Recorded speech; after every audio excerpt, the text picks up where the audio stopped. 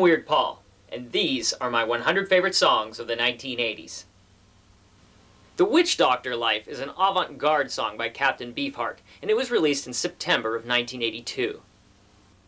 Captain Beefheart was known for making some strange and interesting albums in the 60s and 70s.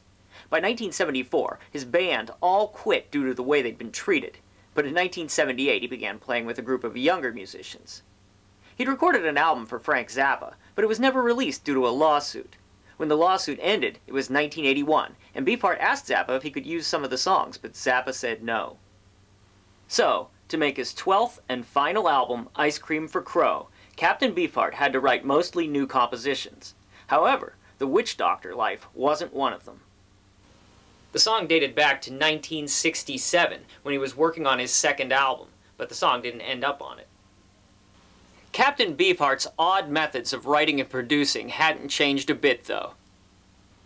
Drummer Cliff Martinez said that Beefheart excitedly announced he figured out one of the song's parts, and then he proceeded to swing bags of groceries, and as they brushed against his thighs, he began whistling.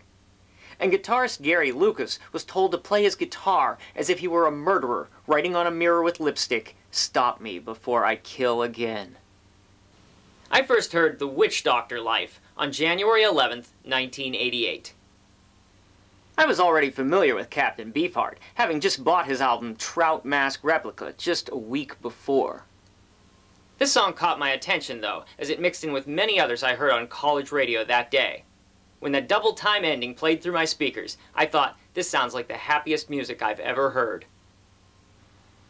Years later, on June 3rd, 1995, I got this album, and many other rare Beefheart records, at one rummage sale. How much did I pay? A nickel each. I'll see you soon with another of my 100 favorite songs of the 1980s.